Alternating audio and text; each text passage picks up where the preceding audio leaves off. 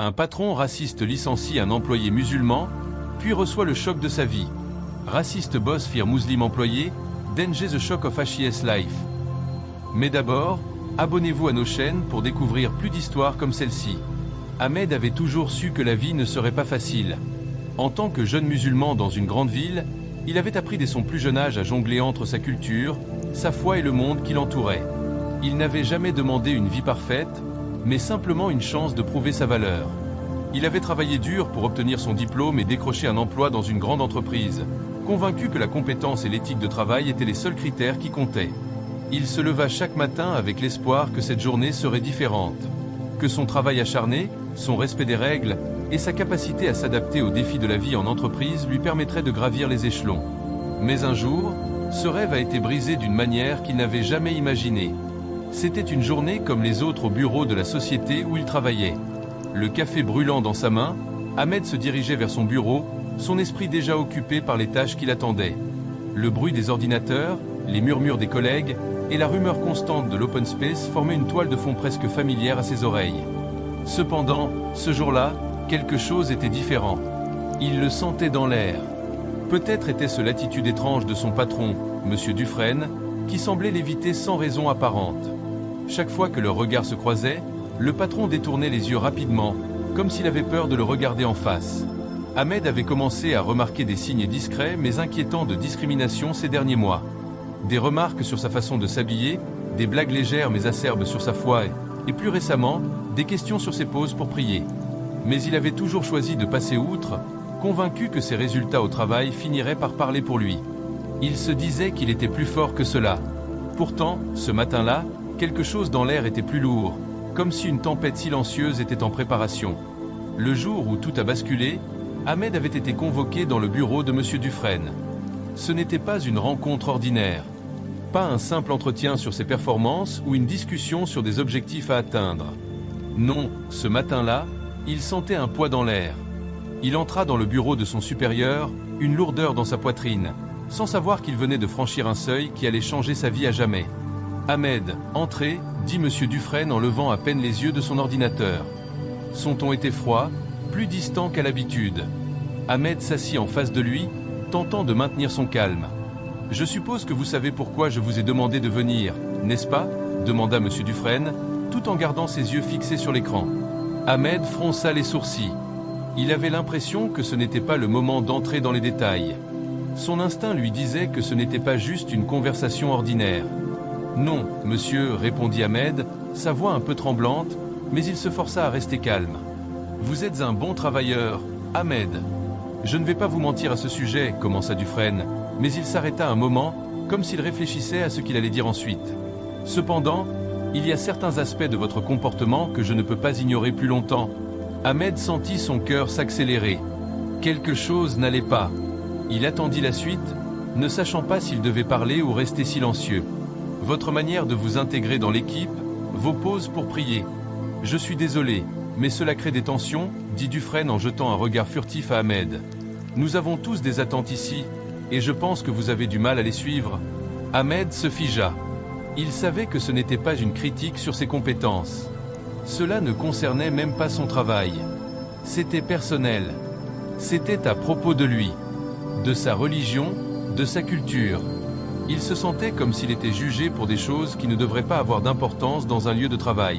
« Je comprends ce que vous dites, monsieur, » répondit Ahmed, essayant de rester respectueux. Mais à l'intérieur, il bouillait de colère. « Mais je vous assure que mes prières et mes pauses ne m'empêchent pas de donner le meilleur de moi-même au travail. » Dufresne leva la main, l'interrompant. « Je vous ai donné des chances. Vous avez toujours eu un travail correct, mais ce genre de comportement ne va plus. Nous avons besoin d'une équipe qui fonctionne sans accroc. Et je ne pense pas que vous soyez fait pour cela. » Les mots durs et tranchants de Dufresne résonnaient dans l'esprit d'Ahmed. Il n'avait jamais imaginé que son patron irait aussi loin. Son rêve d'une carrière sans barrière semblait s'effondrer d'un coup.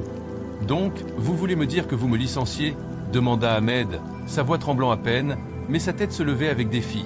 « Parce que je suis musulman et que je prie. » Dufresne se leva et se tourna vers la fenêtre. Il n'avait pas le courage de répondre directement. « Il n'y a pas de place pour ça ici, dit-il enfin, d'un ton sec. Vous êtes renvoyé. » Le coup porta.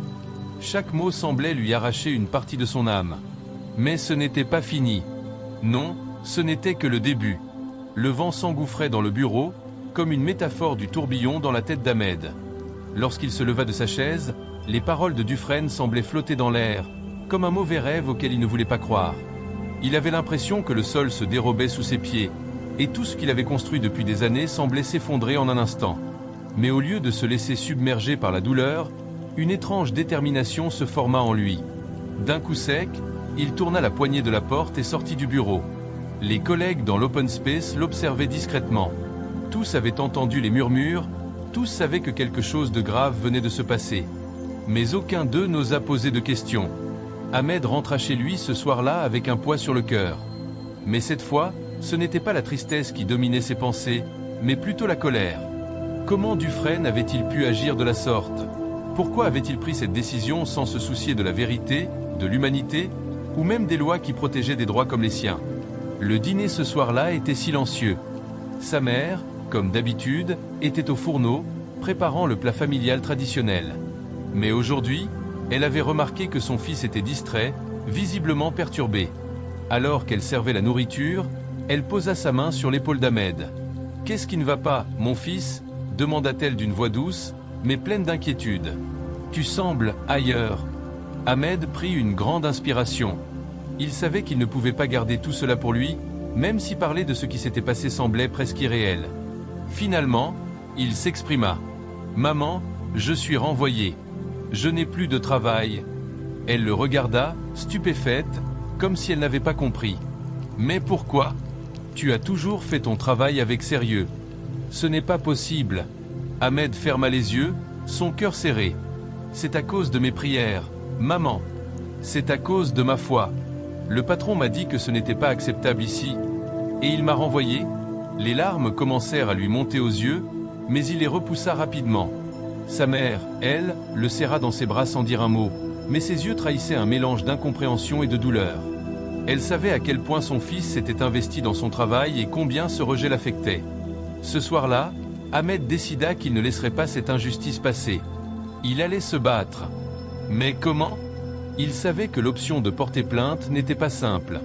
Les grandes entreprises avaient des moyens de se protéger, de minimiser l'impact de leurs erreurs. Il allait devoir aller au-delà de ce qu'il avait imaginé. Le lendemain matin, Ahmed se rendit chez un avocat spécialisé dans les droits du travail. Le cabinet semblait tout à fait professionnel, avec des portes en verre et des murs ornés de diplômes. L'avocat, un homme aux cheveux grisonnants, l'accueillit dans son bureau. Après avoir écouté l'histoire d'Ahmed, l'avocat hocha la tête d'un air grave. « Vous avez un dossier solide, Ahmed, dit-il, mais il va falloir du courage pour aller jusqu'au bout. Les employeurs peuvent être puissants, et l'issue n'est jamais garantie. Mais ne laissez pas cette injustice sans réponse. Si vous voulez vraiment vous battre, je vous aiderai. » Les mots de l'avocat résonnèrent dans l'esprit d'Ahmed. Il se sentait à la fois prêt et effrayé. Mais la seule chose qu'il savait, c'était qu'il devait faire ce qui était juste, peu importe le prix. Il se rendit au tribunal, où il déposa officiellement une plainte pour discrimination. Les semaines qui suivirent furent longues et pénibles. Il se battait non seulement contre son ancien patron, mais aussi contre une société qui semblait souvent fermer les yeux sur les injustices qu'un employé comme lui pouvait subir. Chaque jour, il recevait des messages de soutien de la part d'amis et d'anciens collègues. Pourtant, malgré cela, il ne pouvait s'empêcher de se sentir seul dans cette lutte. Et puis, le choc arriva. Alors qu'il pensait avoir tout perdu, il eut vent d'une information qui allait changer le cours de sa vie. Monsieur Dufresne, son ancien patron, avait reçu une proposition inattendue. Il venait de se faire racheter par une autre société. Et cette nouvelle entreprise, étonnamment, se trouvait être dirigée par une personne qu'Ahmed connaissait bien. Cette personne n'était autre que Léla, une ancienne collègue qu'Ahmed avait toujours respectée. Léla, une entrepreneure brillante, avait quitté l'entreprise quelques années auparavant pour fonder sa propre société. Ahmed ne savait pas qu'elle avait racheté l'entreprise, mais maintenant, le destin semblait avoir un plan bien à lui. Ahmed décida de prendre un grand risque et appela Léla. Il lui expliqua toute la situation, l'injustice qu'il avait subie et la discrimination à laquelle il avait été confronté. Léla écouta attentivement, ses mots pleins de réconfort. « Ahmed, dit-elle enfin, je me souviens de toi. Tu es l'un des meilleurs employés que j'ai jamais eus. Et ce qui s'est passé avec Dufresne est inacceptable. Je vais faire en sorte que justice soit faite. Après l'appel avec Léla, Ahmed se sentait une lueur d'espoir qu'il n'avait pas ressentie depuis des semaines. La perspective d'un soutien réel et tangible le motivait à continuer de se battre pour ses droits. Les jours suivants furent remplis d'une anticipation nerveuse, mais aussi d'une détermination qu'il n'avait pas connue auparavant. Ahmed se rendit à son ancienne entreprise, cette fois avec un objectif clair: retrouver sa dignité et mettre fin à cette injustice une bonne fois pour toutes. Le jour de la confrontation arriva. Léla avait organisé une réunion avec Dufresne et les autres responsables de l'entreprise. Ahmed se tenait aux côtés de Léla, sa présence un soutien invisible mais puissant. Dufresne semblait nerveux, ses mains tremblaient légèrement, et il avait un regard fuyant. Ce n'était plus le patron autoritaire qu'Ahmed avait connu, mais un homme pris au piège par ses propres erreurs. Léla prit la parole d'une manière calme mais ferme. « Monsieur Dufresne, nous avons eu vent de votre traitement inacceptable envers un employé loyal, Ahmed. Vous avez abusé de votre position pour discriminer un travailleur basé sur sa foi. Cette situation est intolérable et il est grand temps d'en rendre compte. » Dufresne, qui avait toujours eu un certain air de supériorité, se sentit maintenant acculé. Il tenta de se défendre, mais ses arguments étaient faibles, presque transparents. Il prétendait que ses décisions avaient été basées sur des raisons professionnelles et que les actions d'Ahmed avaient perturbé l'environnement de travail. Mais ses paroles étaient vides, et tout le monde dans la pièce savait que ce n'était qu'un prétexte. Léla poursuivit, plus ferme que jamais: « Sous ma direction, cette entreprise adoptera des principes d'égalité et de respect pour tous ses employés. Le respect des droits de l'homme est non négociable. Monsieur Dufresne, votre attitude envers Ahmed et ses croyances ne trouve plus de place ici. » Il y eut un silence lourd dans la pièce. Les responsables autour de la table regardaient, les visages tendus. Dufresne commença à comprendre que son époque de pouvoir était révolue. La tension monta d'un cran. Léla se tourna ensuite vers Ahmed. « Je vous propose de revenir dans cette entreprise, mais cette fois en tant que directeur des opérations.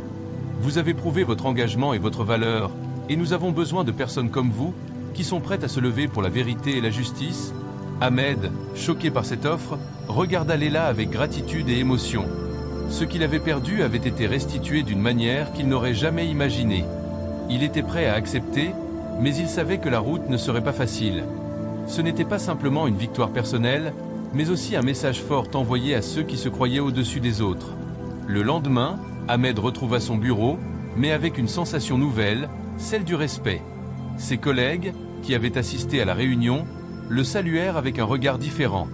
Il n'était plus l'employé soumis, mais un homme qui avait eu le courage de se battre pour ses droits et qui avait gagné. Développement post-conflit. Au fil des mois suivants, Ahmed prit ses nouvelles responsabilités à cœur. Il travailla non seulement à développer l'entreprise, mais il mit également en place des politiques de sensibilisation et de formation sur la diversité, l'inclusion et la tolérance religieuse. Il organisa des ateliers pour sensibiliser les employés aux différentes cultures, croyances et pratiques religieuses. Son objectif était de bâtir une entreprise où chacun se sentirait respecté, peu importe ses origines ou ses croyances. Léla, quant à elle, devint un modèle de leadership éthique et visionnaire. Son approche équitable transforma l'entreprise et attira l'attention des médias, qui saluèrent son courage et sa prise de position. Le combat d'Ahmed ne s'arrêta pas là. Son histoire devint un symbole d'espoir pour d'autres employés discriminés ou marginalisés. Il reçut des invitations à parler lors de conférences et dans des forums sur les droits de l'homme et la diversité en milieu de travail. Ahmed comprit que sa lutte avait eu un impact bien au-delà de sa propre situation. Il devenait un porte-parole pour ceux qui, comme lui, avaient été mis à l'écart en raison de leur foi, de leur culture ou de leur apparence. 1 an plus tard, Ahmed s'était non seulement imposé dans l'entreprise, mais il avait aussi acquis une notoriété croissante dans la communauté. L'entreprise prospérait, mais il savait que ce succès ne se mesurait pas seulement en termes financiers. Ce qu'il avait accompli était bien plus grand que de simples résultats économiques. Il avait démontré que la justice et le respect des droits humains ne pouvaient pas être compromis, même dans un environnement de travail. Un jour, Ahmed reçut une lettre de son ancien employeur, Dufresne, désormais sans emploi. La lettre était brève, mais pleine de remords. « Je réalise trop tard ce que j'ai fait. Je m'excuse sincèrement, et je sais que j'ai blessé beaucoup de gens, y compris vous. Vous m'avez montré ce que signifie réellement l'intégrité. » Ahmed lut la lettre en silence. Il n'éprouvait plus de rancune, seulement de la compréhension. La vie de Dufresne avait pris un tournant, mais il savait que tout cela n'avait pas été en vain. Ce qui comptait, c'était que la justice avait triomphé. La vie d'Ahmed prit un tournant qu'il n'avait pas anticipé. Le combat qu'il avait mené contre la discrimination était loin d'être terminé, mais chaque jour, il se sentait de plus en plus fort. Il comprit que son histoire n'était pas simplement celle d'un employé discriminé, mais celle de tous ceux qui se battent pour l'égalité, le respect et les droits fondamentaux. Le processus de réintégration dans l'entreprise ne fut pas facile, mais Ahmed était plus déterminé que jamais. Il passa de nombreuses nuits à préparer des réunions, à développer des stratégies pour réformer les politiques de l'entreprise et à offrir des solutions aux défis qu'il avait identifiés. Il savait que sa position était unique, mais aussi délicate. Le regard de ses collègues sur lui avait changé. Au début, certains d'entre eux étaient sceptiques.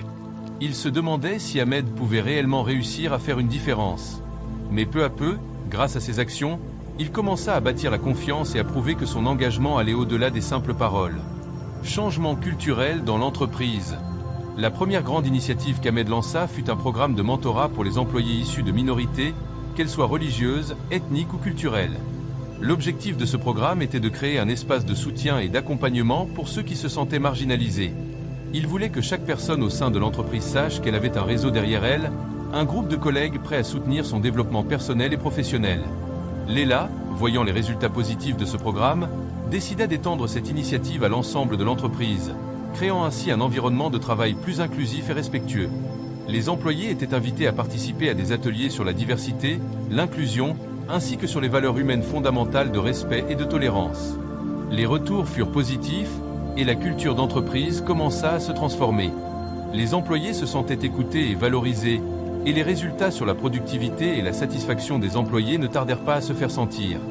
Ahmed se rendait fréquemment à ces ateliers pour partager son histoire avec ses collègues, non seulement pour sensibiliser les autres, mais aussi pour encourager ceux qui se trouvaient dans des situations difficiles similaires à la sienne à se lever et à se battre pour leurs droits. Son discours était sincère et bouleversant, et bien que certains employés fussent réticents au début, ils commencèrent à voir les effets positifs de cette nouvelle culture d'entreprise. Les rires dans les couloirs, les discussions animées pendant les pauses déjeuner et les liens entre collègues devenaient de plus en plus solides. L'effet boule de neige. Ahmed se rendit vite compte que sa lutte personnelle pour l'égalité avait eu un impact bien plus grand qu'il n'aurait pu l'imaginer. En menant cette guerre contre la discrimination, il avait allumé une étincelle de changement qui se propageait bien au-delà de son propre travail et de ses propres collègues. Il reçut des messages de personnes à travers le pays, lui partageant leurs histoires et leurs luttes. Certains lui écrivaient pour le remercier, d'autres pour lui raconter leurs propres expériences. Ahmed se sentit honoré de pouvoir jouer un rôle, aussi modeste soit-il, dans un mouvement de plus grande envergure. Il n'était plus simplement Ahmed, l'employé victime de discrimination. Il était devenu un porte-parole, un défenseur des droits humains. Les médias commencèrent à s'intéresser à son histoire. Ahmed fut invité à des conférences, des émissions de télévision et des forums sur les droits de l'homme et la diversité. Mais ce n'était pas la célébrité qui l'intéressait. Ce qui comptait pour lui, c'était l'opportunité de faire entendre la voix de ceux qui n'avaient pas de plateforme pour s'exprimer. Il commença à rencontrer des militants et des défenseurs des droits civiques. Ces rencontres l'inspirèrent davantage et l'aidèrent à voir plus clairement la portée de son engagement. Il se rendit compte qu'il n'était pas seul dans sa lutte. Il y avait une communauté entière qui se battait pour que chacun soit traité de manière égale, quelle que soit sa couleur, sa foi ou son identité. La reconnaissance publique. Au bout d'un an, l'entreprise d'Ahmed devint un modèle à suivre en matière de diversité et d'inclusion. L'histoire d'Ahmed, de son licenciement injuste à sa réintégration et à son rôle de leader dans l'entreprise, attira l'attention des médias nationaux.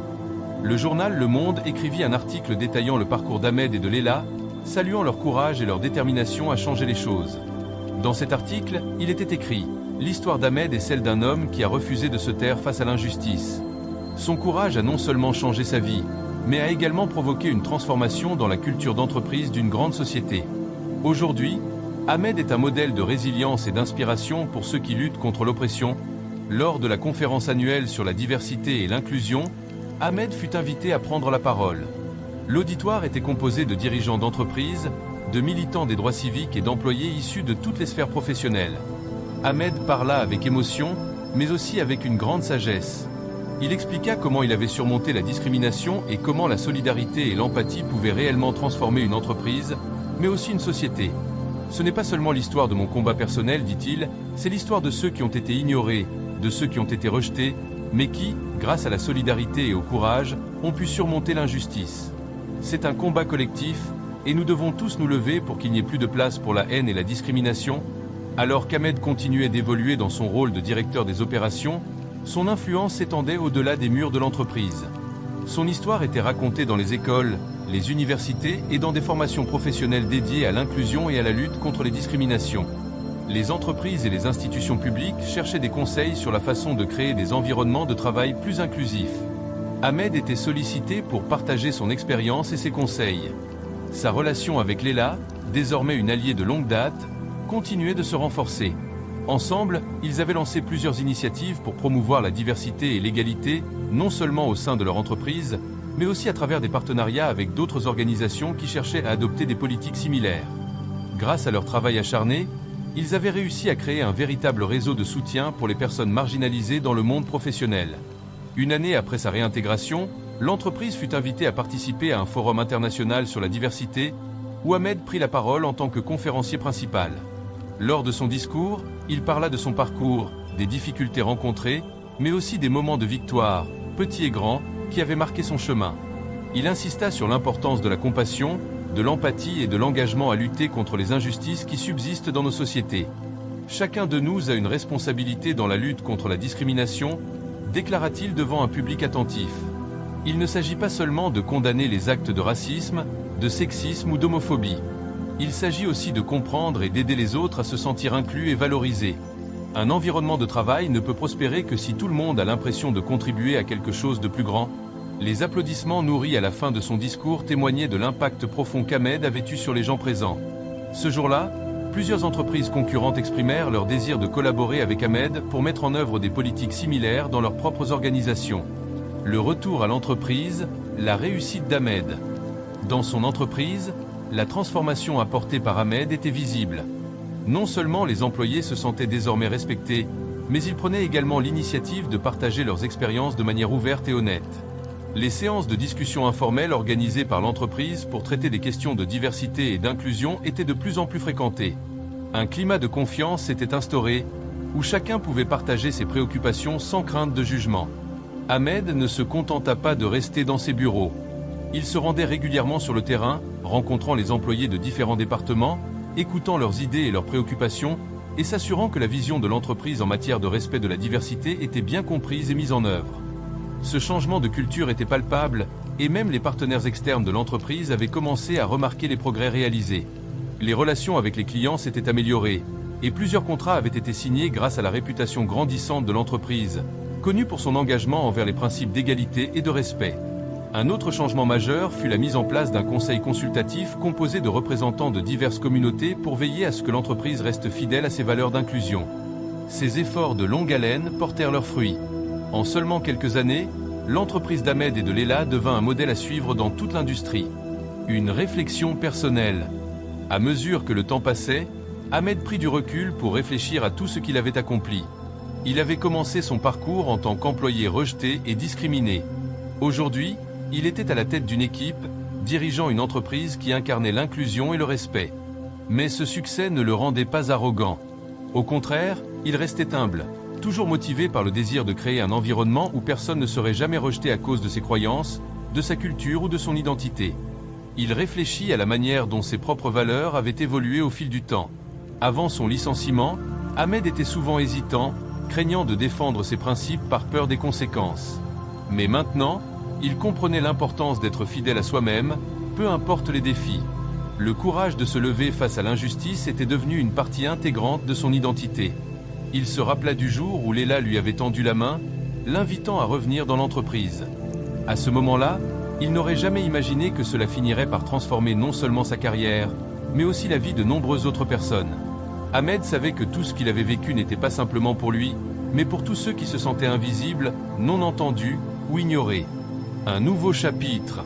Alors qu'il s'approchait de ses 40 ans, Ahmed décida qu'il était temps d'écrire un livre sur son parcours. Il souhaitait partager son histoire, mais aussi celle des autres qui avaient été marginalisés ou discriminés. Il savait que ce livre pourrait inspirer de nombreuses personnes, les inciter à prendre leur place dans le monde et à défendre ce en quoi elles croyaient. Le livre, intitulé « L'injustice n'a pas sa place », fut un grand succès. Il devint un best-seller et reçut des critiques élogieuses de la part de nombreux médias. Ahmed fut invité à des émissions de télévision, où il parla de ses expériences, de son entreprise et de ses luttes. Mais il rappela toujours que ce n'était pas lui seul qui avait accompli tout cela, mais une communauté d'individus prêts à se battre pour un monde meilleur. La répercussion sociale. Les répercussions de l'histoire d'Ahmed furent profondes.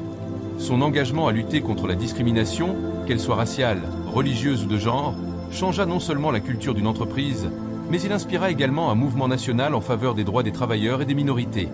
Ahmed devint une voix influente dans la lutte pour la justice sociale.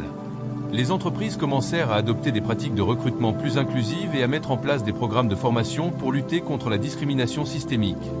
Des politiques de tolérance zéro furent instaurées dans de nombreuses organisations et des lois furent modifiées pour offrir une meilleure protection aux employés victimes de discrimination. Le chemin qu'Ahmed avait parcouru n'était pas sans obstacles, et ses réalisations n'étaient pas seulement le fruit de son travail acharné.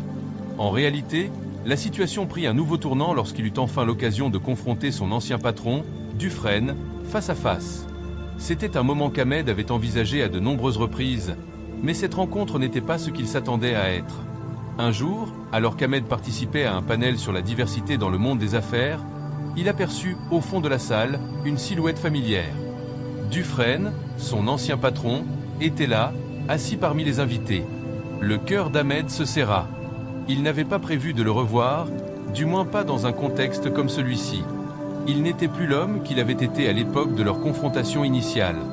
Il n'était plus ce jeune homme victime d'injustice. Aujourd'hui, il était un leader respecté, un défenseur des droits humains. Le panel était terminé, et Ahmed se dirigea vers les coulisses pour échanger avec quelques participants. Mais à peine arriva-t-il dans les coulisses que Dufresne se présenta devant lui, une expression indéchiffrable sur le visage. Un silence lourd s'installa entre les deux hommes, chacun se mesurant, d'une manière ou d'une autre, à l'histoire qu'ils partageaient. Ahmed, commença Dufresne, d'une voix un peu plus basse que d'habitude. Je suis désolé. Ahmed le regarda dans les yeux. Il n'avait pas vu Dufresne depuis l'incident du licenciement, et tout ce qu'il avait vécu depuis lors affluait en lui. Il pensa à ses collègues, à son combat, à la rédemption qu'il avait trouvée dans la solidarité et l'empathie. Un instant, il se sentit envahi par une vague de colère, mais il la repoussa rapidement. Au fond de lui, il savait que ce n'était pas de la colère qu'il voulait ressentir, mais plutôt de la compréhension. « Je sais que tu ne crois pas en mes excuses, mais je veux que tu saches que je regrette ce que j'ai fait, dit Dufresne. J'ai agi par ignorance. Je ne comprenais pas, mais ce que tu as accompli ici, c'est admirable. » Ahmed prit une profonde inspiration, se concentrant sur ses propres émotions. Le temps où il cherchait la vengeance était révolu. La vérité était qu'il ne voulait pas simplement que Dufresne s'excuse, mais qu'il prenne conscience de l'impact de ses actions. C'était cela qui comptait. C'était le message que l'entreprise devait véhiculer. « Ce n'est pas seulement ce que j'ai accompli, Dufresne, répondit Ahmed. C'est ce que nous pouvons accomplir ensemble si nous mettons de côté nos préjugés et travaillons pour un avenir plus juste ?» Dufresne hocha lentement la tête. Il semblait enfin comprendre la profondeur de la leçon qu'Ahmed lui enseignait. Ce moment marqua non seulement une réconciliation entre les deux hommes, mais il symbolisait aussi la possibilité de rédemption, même pour ceux qui avaient agi de manière injuste dans le passé. Ahmed et la rédemption de Dufresne. Après cette rencontre, les choses commencèrent à changer, non seulement pour Dufresne, mais aussi pour l'entreprise entière. Ahmed comprenait qu'il n'était pas là pour chercher la revanche, mais pour aider les autres à évoluer. Au fil des mois qui suivirent, Dufresne se montra plus impliqué dans les initiatives d'inclusion et de diversité. Il se rendit compte qu'Ahmed n'était pas simplement un employé qu'il avait écarté, mais un modèle de force et de courage. Il assista à plusieurs réunions internes avec Ahmed, mettant en œuvre des politiques pour garantir que ce type de discrimination ne se reproduise jamais. Bien sûr, tout ne se passa pas sans heurts. Il y eut encore des moments de tension, des résistances au changement. Mais grâce à l'engagement d'Ahmed et à son approche de réconciliation, ces défis furent surmontés un à un. Un jour, lors d'une réunion annuelle des employés, Dufresne prit la parole devant l'ensemble de l'entreprise. Ce fut un moment poignant. « Je ne peux pas effacer ce que j'ai fait, dit-il, sa voix hésitante. Mais je peux vous promettre que je ferai tout ce qui est en mon pouvoir pour que cette entreprise soit un endroit où chacun a sa place, peu importe sa culture, sa foi ou son origine. » Les employés accueillirent ces paroles avec un silence respectueux. Ce n'était pas parfait, mais c'était un début. Un début vers un avenir où la discrimination n'aurait plus sa place. Un modèle d'inspiration pour tous. L'histoire d'Ahmed ne se limita pas à un simple combat contre la discrimination. C'était bien plus que cela. C'était un récit de résilience, de solidarité et de transformation. Un parcours qui allait au-delà de l'individu pour toucher toute une communauté. Aujourd'hui, Ahmed n'était pas seulement un leader dans son entreprise. Il était devenu un modèle d'inspiration pour des millions de personnes qui, comme lui, avaient été marginalisées et rejetées. Ses conférences, ses articles, ses livres et ses interviews avaient inspiré une génération de jeunes professionnels à poursuivre leurs rêves sans avoir peur de leur identité. Ils avaient appris qu'il ne s'agissait pas seulement de briller dans leur domaine respectif, mais de le faire tout en restant fidèles à eux-mêmes. Ahmed, maintenant plus âgé, passait moins de temps dans les bureaux et plus de temps à conseiller des jeunes qui aspiraient à avoir un impact positif dans leur communauté. Il avait même ouvert une fondation pour les jeunes issus de milieux défavorisés, en particulier ceux qui faisaient face à des discriminations. Il croyait fermement que chacun, quelle que soit sa situation initiale, méritait une chance d'atteindre son potentiel. Le dernier acte, un légataire de changement. Un jour, lors d'une grande cérémonie où plusieurs responsables politiques, professionnels et militants se rassemblèrent pour saluer les efforts d'Ahmed, ce dernier se leva une dernière fois devant un large public. « Ce que nous avons accompli ensemble, dit-il, n'est pas le fruit d'un seul individu, mais celui de chacun d'entre vous. La vraie victoire n'est pas dans les honneurs que nous recevons, mais dans la manière dont nous avons changé la vie de ceux qui sont venus après nous. Loin d'être une fin, ce fut un nouveau commencement. » Ahmed savait que le combat pour l'égalité et l'inclusion était loin d'être terminé. Mais il avait appris une leçon importante. Chaque action compte, et ensemble, nous pouvons réellement changer le monde. Que feriez-vous dans cette situation ?